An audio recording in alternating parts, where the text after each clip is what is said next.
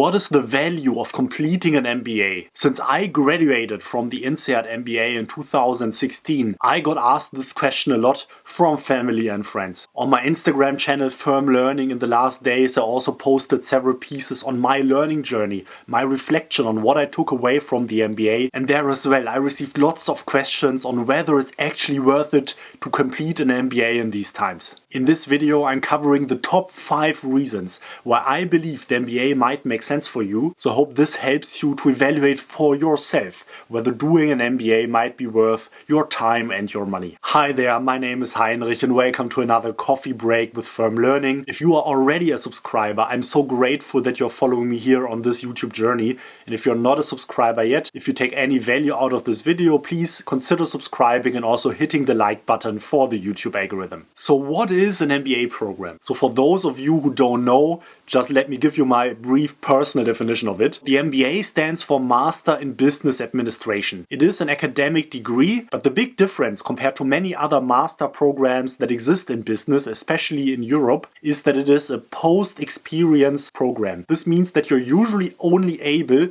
to get into the program if you have several years of work experience. So a typical MBA program would have an average work experience of their class of 4 years. So the average person who attends an MBA will have 4 years of work experience, and usually the bare minimum that you need to have is 2 years of work experience, and this is often also only possible if you come from a so-called accelerated career environment, which is typically considered either consulting or banking, where you're assumed to just have collected lots of experience in 2 years. So most of the time, if you come from a more regular industry background, you will be expected to have at least the full 4 years of experience before you can enter the program. And the second key difference to the more traditional business-oriented master programs as they exist, especially in Europe, is that while these master programs are usually more focused on preparing you for an academic career, the MBA is more a professional degree that is supposed to help you prepare to become a manager in the real world, if you want to put it this way, right? So really to prepare you to succeed in a business environment and not in a specialist role, but more in a general management role. And so before I talk about the reasons why I believe it could make sense for you to do an MBA, let me cover the top 2 reasons why you maybe should not do an MBA. And these 2 reasons come down to the investment that you need to make when doing an MBA. And this investment consists of both time and money. So if you look into the time aspect of things, an MBA program usually takes either 1 or 2 years with some programs in the middle. And what you will typically see is that the US programs are on the longer side of the spectrum, so rather on the 2 years side of things, whereas the European or international programs are more on the 1 year side of things. Though of course there are some deviations from that rule in both directions. And of course you need to realize that 1 to 2 years are a significant time investment. Instead of doing the MBA, you could work on your career in the job that you are currently having and also advance in this job in this 1 to 2 years of time. And you need to be convinced that by doing an MBA, you can actually accelerate your career so much that this loss of time will actually be recovered later down the path. And the second element of it is the cost. If you currently look into how expensive an INSEAD MBA is, this is the program that I completed, it currently costs above 85,000 euro for the 1 year MBA experience. So I was lucky that when I completed it, I believe it only was 65,000 euros. So you can see that the cost of these programs rather tend to go up over time. And I also had the privilege to get some funding from my employer at that time, but many other didn't and needed to pay the full amount. When you pay for such a program, you need to consider that not only you lose the money, but usually in this time period of the MBA, in these 1 or 2 years, you also cannot work. So you're losing the salary, the income for this time period as well. So it's kind of a double cost because you need to pay for it on the one side and then also lose the salary of it on the other side. So doing an MBA can be quite expensive, and again you need to believe that then later down the road you will recover the cost due to an accelerated career development and a higher salary that you incur, which you wouldn't have got if you wouldn't have done the MBA. So is there any basis to believe that you actually can recover this investment? Well, there are many rankings of MBA programs out there. One of the probably most renowned is the Financial Times MBA ranking, and in the current 2020 edition, you see Harvard Business School on 1, Wharton of the University of Pennsylvania on number 2, the Graduate School of Business from Stanford on 3, and the INSEAD program on number 4 in the global ranking. And in these rankings, you typically see how salaries and other KPIs of the alumni of these programs developed.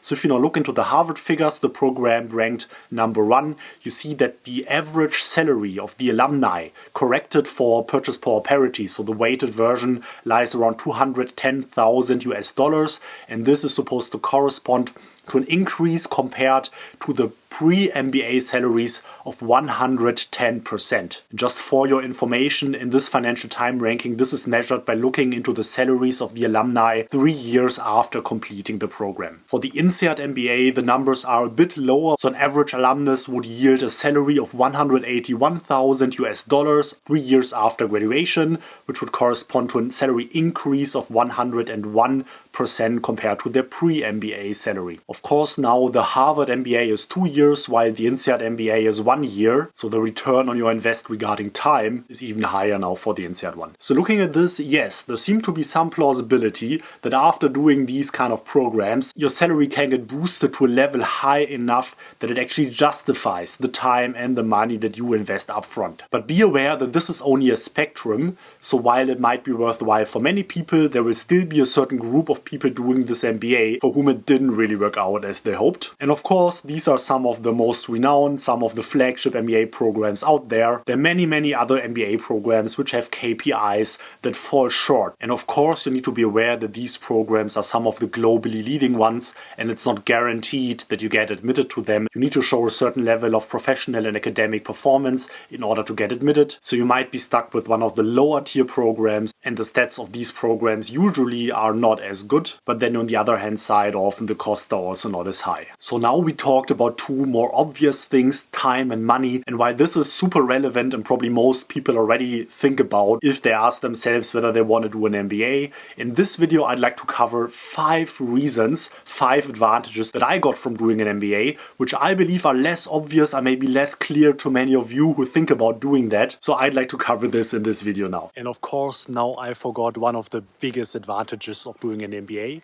And this is that you're going to get all kinds of great and crazy shirts. I mean, look at this amazing sports shirt of the INSEAD MBA. This is what you will get as well. Doesn't matter where you do it. But now, jokes aside, back to the video. So let's start with number 1. And this is looking at the MBA as some kind of joker card that you have. After the first years of your career, you might find yourself already kind of stuck in a certain box in the corporate world. Maybe you are an accountant, or you're a controller, or you did lots of marketing and sales. And you're afraid that if you just continue your career the way you're currently doing it, you will be just so stuck into this position that it will be really difficult for you at some point to transition into a completely new role. So one of the reasons that people do an MBA for, and I found out from looking into my peers in the MBA that this works really well, is to make a bold transition into a new role. And if you think about it conceptually, most people think of doing these kind of transitions in 3 dimensions. You can either transition to a new geography, or you can transition into a new industry, or you can transition into a new function. So regarding geography, maybe you currently work in Europe and you'd like to make the transition to work in Asia or in the US. So doing an MBA can help you with that. Or you would like to change industry. Maybe you've worked a lot in automotive and now you'd like to work for retail or for healthcare. Again, doing an MBA can be helpful to you. Or you'd like to change functions. So currently you worked in managerial accounting, or you worked in production, or you worked in marketing and sales, and you'd like to switch to another function. So it doesn't matter which of these 3 dimensions you would like to change. The MBA is like a joker card that you can pull out once in your career, and it can help you to make this transition, because on the MBA you get exposure to all these new sectors, all these new fields, roles. You can take new courses that are relevant to the new role that you'd like to take, and all of this will help you transition into your new field. The only thing that many people will give you as an advice is to not try to change all these 3 dimensions at the same time. So do not try to change the geography, the industry, and the function at the same time if you're looking to do a transition after the MBA, but try to keep at least one of these 3 dimensions constant and try to only change 2 of them, because experience shows that otherwise you will have quite some difficulties and the change is just too much. But of course, if this is what you really want to do, there's always a way to make these things happen if this is what you're really after. So the second reason is regarding the type of content that you learn. And what is distinctive about MBAs is that because they do not have so much an academic focus, they can focus much more on teaching you practical skills that you will not find in typical other university programs. So as I am someone who has already studied business in an undergraduate level, so I have a business degree from the University of Munich, and then I even have a master degree in finance from the London School of Economics. So even for people who already have business exposure in the university fields, it is true that if you do an MBA, there will be some repetition, because the MBA program does not assume that all the people already have a business background. So it teaches you foundational courses which will be some kind of repetition if you already have a business degree. But the truth is then that later on there will be lots and lots of courses which you will likely not have had in your regular standard university undergrad business degree. So to give you some examples, at INSEAD there were courses offered on negotiations. So how do you negotiate? And we did lots of role plays with professional negotiation coaches to improve our negotiation skills. We had a course on corporate turnarounds. So how do you actually handle a company, a situation where the company is into heavy financial distress and you will need to do a turnaround? What are all the implications of that? How do you behave in this kind of context as a manager? And of course, lots of courses on entrepreneurship, on building businesses, on identifying new business models, and many other aspects to that. So this is really hands-on experience that you will not get in most other more academia-focused master or bachelor programs. And this is what is so special about the content that is taught at an MBA. The third reason for doing an MBA is the network that you build. And this is a bit of a cliche point. There are people out there who claim that getting and building a network is one of the main reasons to do an MBA. So while I wouldn't necessarily agree with that, I agree that it is one of the key advantages of doing it. During your MBA program, you will have the opportunity to build friendships and deep relationships with so many of your classmates. And there will be friendships coming out of it that really will last your whole life. And when you choose what program is right for you, I would recommend you that you also have a look what geography your program is focusing on. So if you, for instance, aim to build a career for yourself in the US after your MBA, it would likely make lots of sense to also do an MBA program which is in the US, because this will then help you to build a deeper network in the US. If, however, you'd like to rather work in Asia, probably doing an MBA somewhere in that geography might make more sense for you. What was special in the INSEAD MBA for me is that one of the distinguishing factors of the INSEAD MBA experience is that it wants to be an especially international program, so it tries to really balance out the class. There's no one dominating culture, no one dominating geography in the class, so you will really have contacts from literally all around the world after you complete the program. And this for me means now pretty much doesn't matter which country I want to visit or which country I might work in the future. There will be some people who I can call up and talk to them afterwards. And this, of course, is a great feeling not only from the professional perspective, but also for my private and personal life. The fourth key reason from my perspective to do an MBA is the cultural awareness that you build. And again, this depends a bit on what program you choose, what the profile of this program is. But INSEAD was a highly international program, and just meeting all these people from that many cultures really had a big positive impact on my life. During my MBA, I had the opportunity to spend half the time in the French campus, but the other half also in the Singapore campus. So I spent roughly half a year in Asia, in Singapore. And it would be very typical, and I heard this a lot from people doing other MBA programs as well, so this is not only specific to the INSEAD program, but it would be very typical that almost every weekend there would be all kinds of trips being organized by people who were native of different other countries to then visit this country with a bunch of other MBA friends. So in the 1 year of my MBA program, I was in Israel, I was in Singapore, of course, I was in Vietnam, I was in Indonesia, I was in Thailand, I spent 2 weeks with friends in India, I was in China, I was in the US, and this is just a selection of all the countries that I was in. And to be honest, honest, before I did the MBA, as somebody who lived in Europe, Asia was a pretty far away place for me. I was there a couple of times for holidays,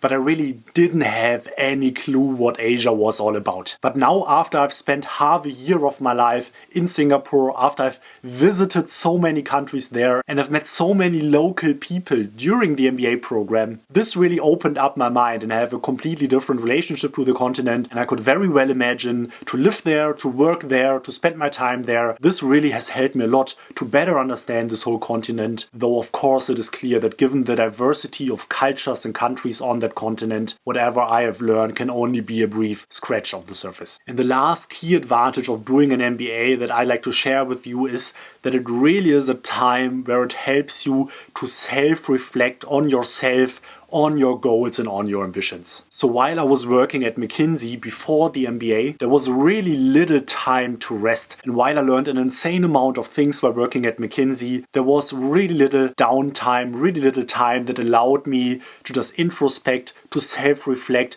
and to ask myself what the right move for me is now going forward. And the MBA really is a great time for that, because it's not only that you will often have a bit more time for yourself than during your regular work, but also given the fact that you have all these inspirations from the courses that you take, from the people that study with you, from the countries that you visit. All of these inspirations really help you to take a step back and ask yourself what you really want, what your objectives are, what you want to do in the future. And this again helps you to make the right decisions for you, what you want to do after the MBA. So guys, I was just out here on a run where I remembered even another reason, even another advantage of doing an MBA that I forgot.